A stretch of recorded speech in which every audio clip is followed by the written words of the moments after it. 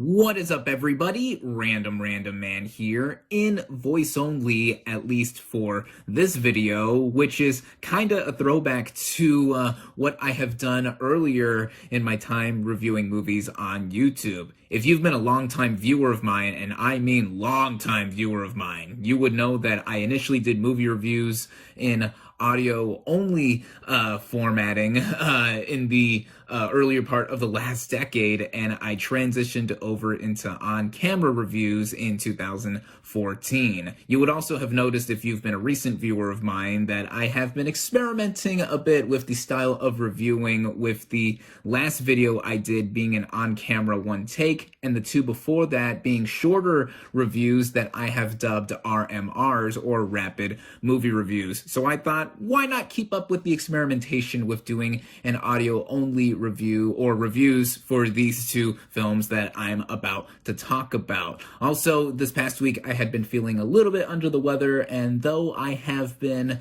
feeling a lot better as of late, way better today than I was a week ago, I feel like not putting myself in front of a camera and seeing myself talk or anything like that. And then also, personally for me, after this video goes up, I will be out of town for the next few days. I will be back Wednesday, December 14th, and I still wanted to get my thoughts on these two films out there. By the way, here is the time skip for my second review of the video, in case you want to skip right to that one. As firstly, I am here bringing you my review for Guillermo del Toro's Pinocchio. Based on Chris Grimley's design from his 2002 edition of the 1883 Italian novel, The Adventures of Pinocchio by Carlo Collodi, the plot of this stop-motion animated musical fantasy film reimagines the story in 1930s fascist Italy as, quote, a story of love and disobedience, as Pinocchio, voiced by Gregory Mann, struggles to live up to the expectations of his father, voiced by David Bradley, learning the true meaning of life. Going into this movie, I was very much looking forward to seeing it, as this is, oddly enough, the third Pinocchio film of 2022, but the one that I was most interested in. Now, full disclosure, I have never read the original story that all of these adaptations are based on. I've only seen the 1940 Disney animated feature, and the last time I saw it in full was more than a couple decades ago when I was really little, and that recently got a live-action remake on Disney Plus directed by Robert Zemeckis, but that I didn't want to bother with. Neither did I want to bother with the Pauly Shore one, also from this year. Again, weird year in having 3 feature films about Pinocchio, with this one being the long-gestating passion project of Guillermo del Toro. Órale, fellow Mexicano. I mean, aside from that factoid, I have been loving his recent slate of films that he has directed, with The Shape of Water and Nightmare Alley. And here, making his directorial debut on the animation side of things, this story of Pinocchio looked like it would fit in with his gothic and darker sensibilities and reinterpreting it in his way. With that, and the movie finally receiving a wide release on Netflix where it is streaming, I was able to watch it. And so, starting out with the cast and their vocal performances, we have Gregory Mann as the title living wooden puppet himself, Pinocchio. He also voices Carlo, the deceased son of Pinocchio's creator, Geppetto, in which the film dedicates quite a bit of backstory in the first segments for.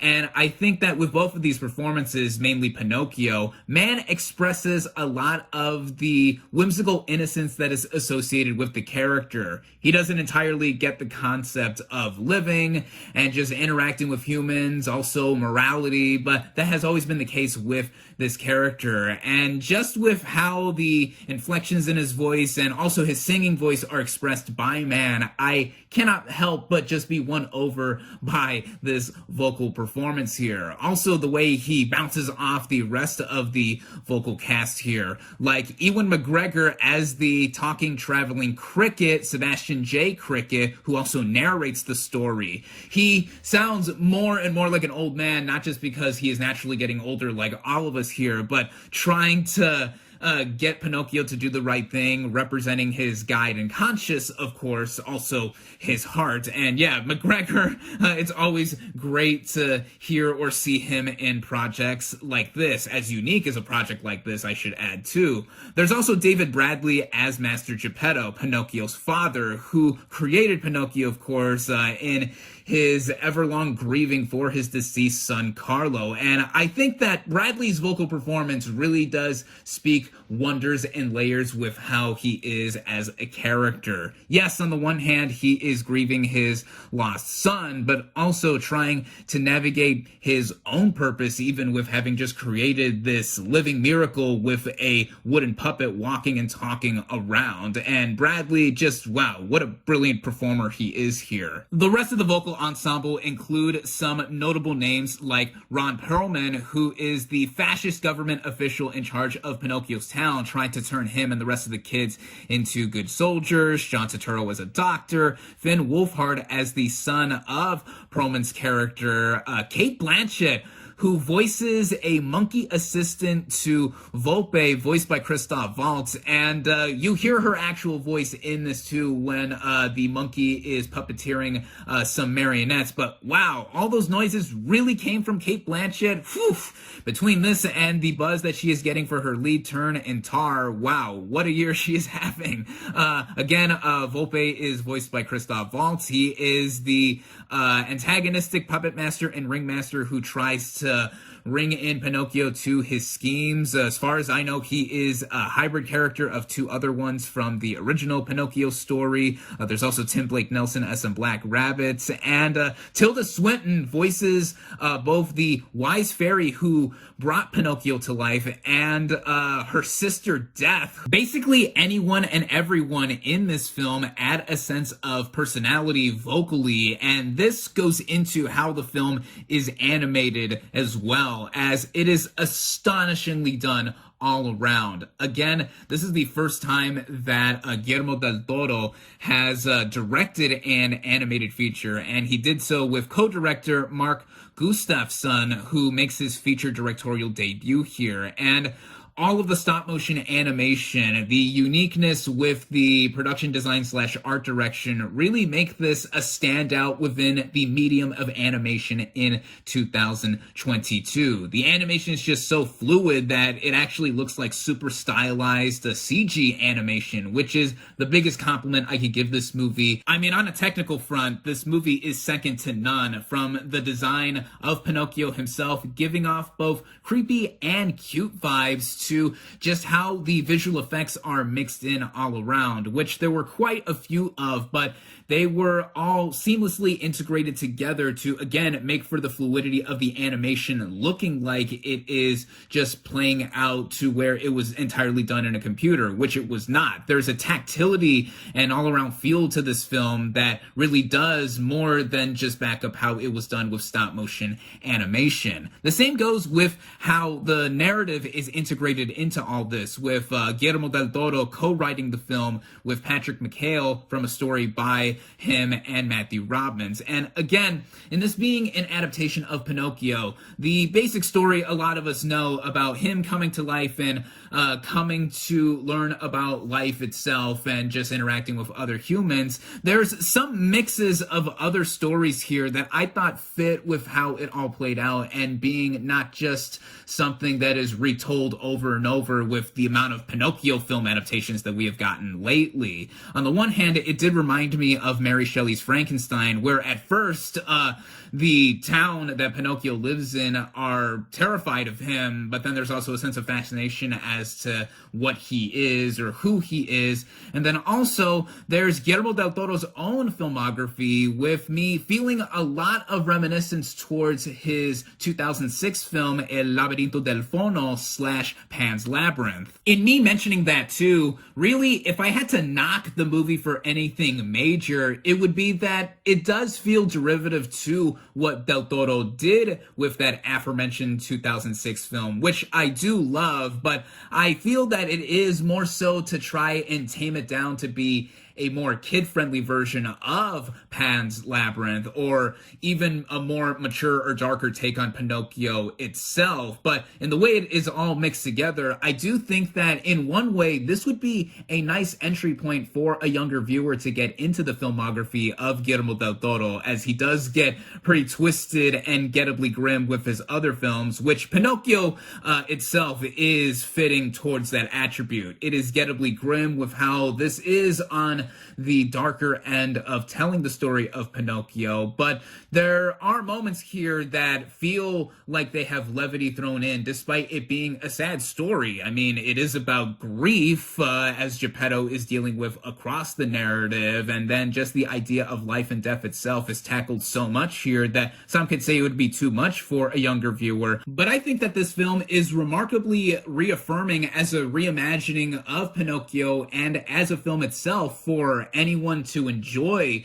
as Del Toro directorially has had that kind of sensibility with him to where he can balance happiness and sadness all together, even with some of the more really grueling aspects, like the whole backdrop of this movie taking place in 1930s fascist Italy, which I think was an inspired choice to redo this kind of story with, and the way it all comes together. And generally, this story does come together in the same way as one would expect with the story of Pinocchio, but without giving anything away. How it ends, I thought it ended in a way that fit with the director's filmography, and also it just being a mix of happiness and sadness, like I've mentioned, that just felt so right, and I couldn't think of another way to describe the movie in being bittersweet in that way, while also just being such an achievement in terms of animation and even visual storytelling this year. For sure, this movie has now become my favorite animated film of 2022. I mean, straight up, this is one of my favorite movies of 2022, and I can so see Guillermo del Toro adding yet another Oscar to the pair of Oscars that he previously won for The Shape of Water, as this is the total lock for Best Animated Feature Film at this coming ceremony. I really see no other competition there, and I can see almost anyone being into this film as well, regardless of if they know the story of Pinocchio before, if they are a fan of Del Toro's previous filmography, if they're just an animation or film fan in general. I can see this being one for all. Those are some of the reasons why I loved it, and I highly recommend it. With that, my final verdict for Guillermo del Toro's Pinocchio is 4.5 out of 5 stars. Finally, here is my review for Decision to Leave. Now, the plot of this romantic mystery film basically follows a detective played by Park Hae-il, investigating a man's death in the mountains, and meets the dead man's mysterious wife, played by Tong Wei, in the course of his dogged sleuthing.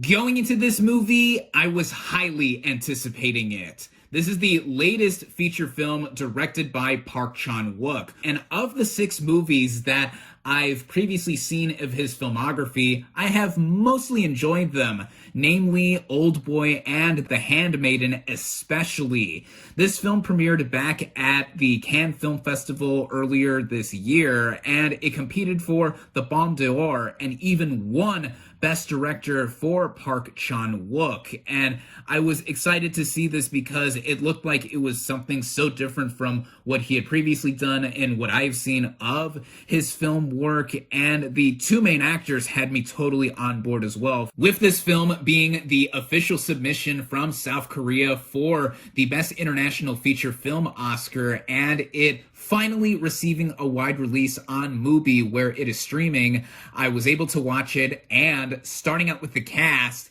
and their performances, we have Park Hae-il as Detective Jang Hae-jun. Now, previously, I had seen him as one of the prime suspects in Bong Joon-ho's Memories of Murder, where he gave quite a bit of an unsettling performance there. But here, he is on the opposite end of the spectrum of playing a detective who is trying to investigate this case that seems obvious to him, with this widow having murdered her husband and her not showing any signs of remorse or any grief over it. This character is also complicated in the sense that his main drive to be a detective is that he is looking for grueling cases like this one, whether it be murder or just something all around grisly. He's also suffering from insomnia, so that is another added angle to his character that makes him pretty complex. And I think that this is one of my favorite lead male performances that I've seen all year. And this also applies with Tong Wei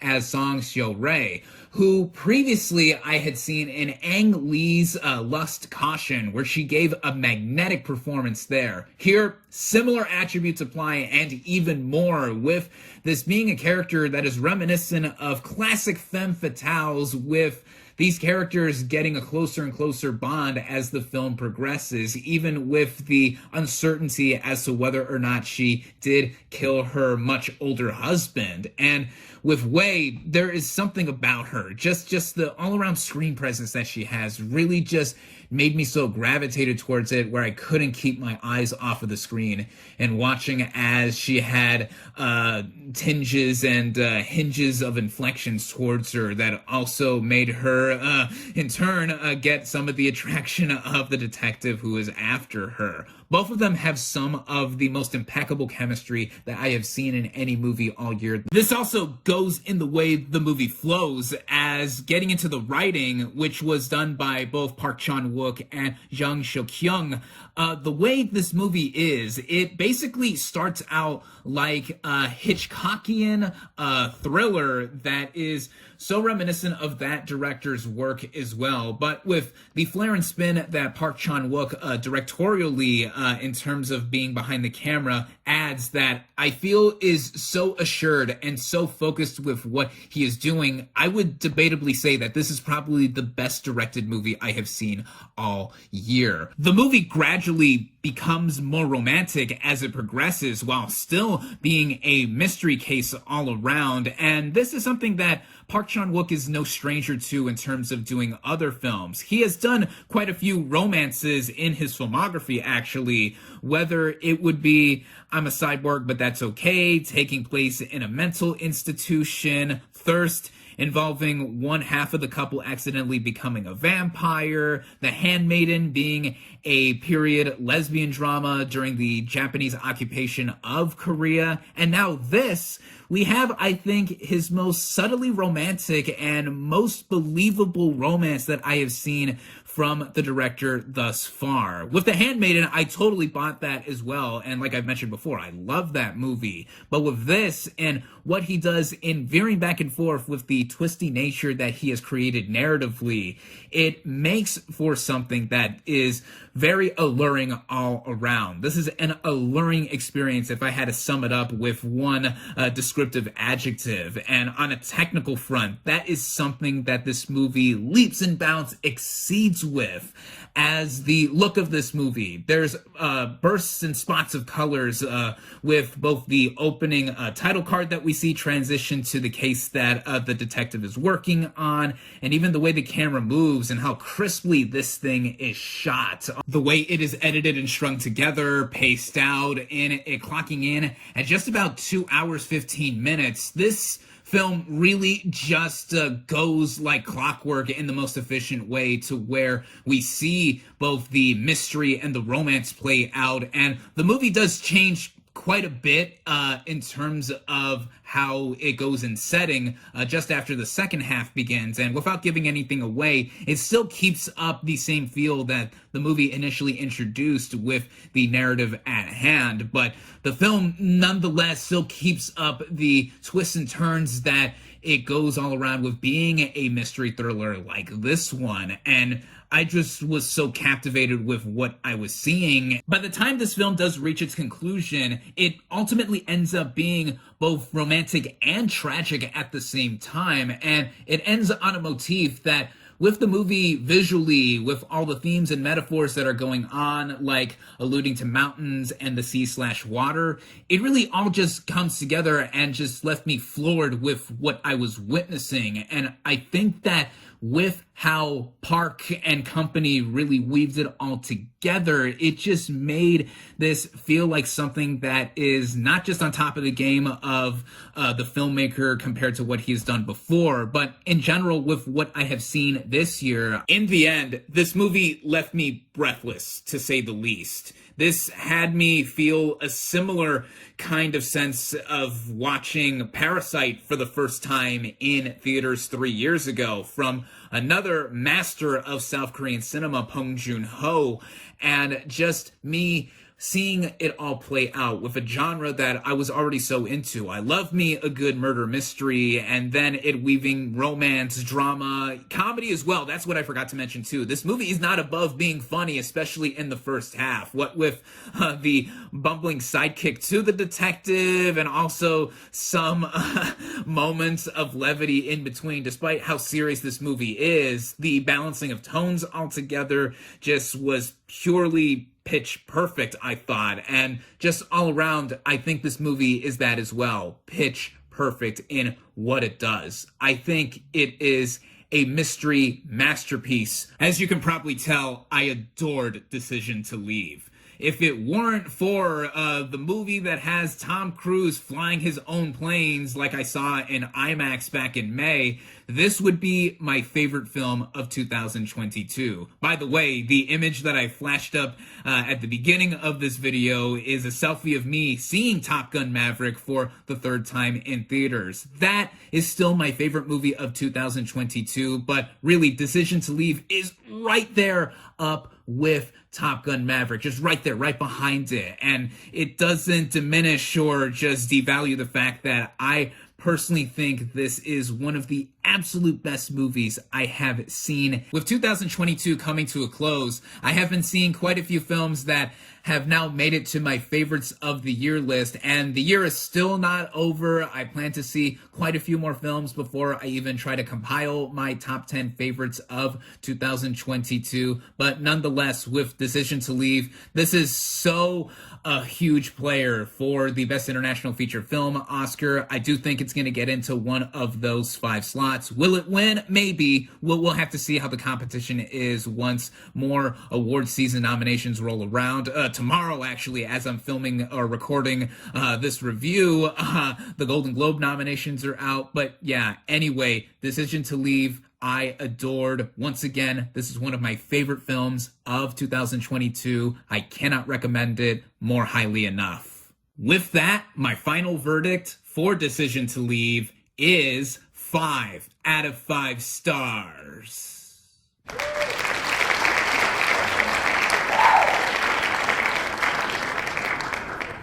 Thank you all, as always, for watching. Be sure to like this video, comment on what you thought of Guillermo del Toro's Pinocchio and Decision to Leave. Social media links in the description. Subscribe to my channel for more, and I'll catch you on the next movie review.